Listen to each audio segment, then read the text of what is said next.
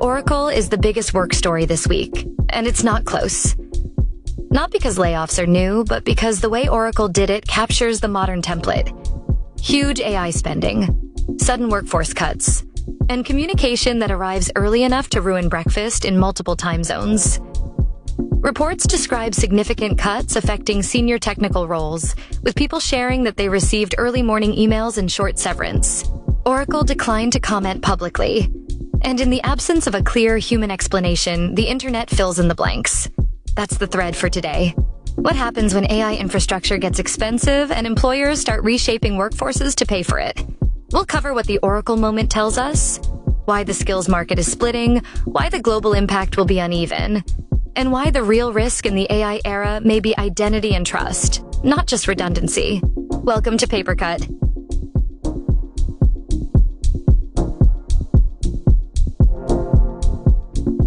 There are at least 4 angles worth taking from the Oracle story.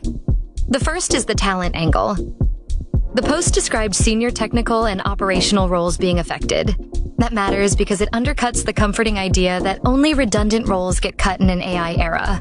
If senior specialists are being removed, it signals something else. Restructuring is about cost shape, not just performance. The second is the communication angle. The delivery mechanism matters. Early morning emails are not neutral.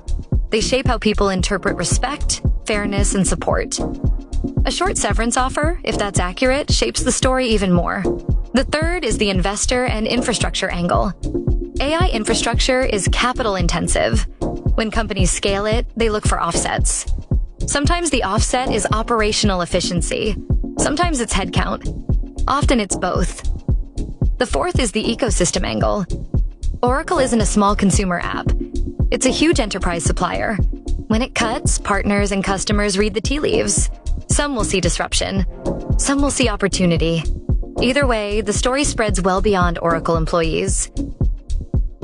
Now zoom out from the layoff headline to the labor market underneath it. We're seeing a talent market that is splitting. Some firms are paying premiums for AI skills, others are cutting. This is not contradictory. It's what happens when demand spikes for specific capability while overall budgets tighten. The question for employers is what they do with everyone who isn't in the premium category. If you make AI skills a fast lane and everything else a slow lane, you end up with 2 workforces: the invested in and the managed. That is a retention problem waiting to happen. The more mature approach is to publish pathways. What skills are needed by role family, what training exists, how long it takes, and how progression works. The less mature approach is to demand change and hope people keep up. There's also a global angle that's easy to miss if you only read US tech headlines. ILO linked reporting suggests a significant share of jobs are exposed to generative AI, but the impact will be uneven. Developing economies may face a white-collar bypass risk, where certain roles don't expand in the same way previous growth cycles did.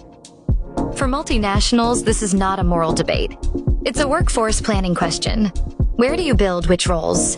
What does opportunity look like across markets? If the answer is mainly where the best infrastructure is, then your employer brand story needs to be honest about that. Now, let's talk about the part that many companies still treat as secondary, even though it's becoming primary.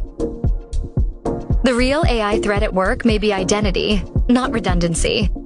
As tools get better, impersonation gets cheaper. Fraud gets easier. Verification becomes harder. That changes hiring, access control, internal security, and even the integrity of performance systems. This matters for employer branding because it becomes a competence issue. People want to join organizations that feel professionally serious. They want rules that are clear. They want systems that protect them without treating them like suspects. If you are hiring in a cautious market, trust becomes even more important. Candidates will accept processes that feel fair and explained. They will resent processes that feel arbitrary and silent. Before we wrap, a quick cut list. This week is Oracle-led.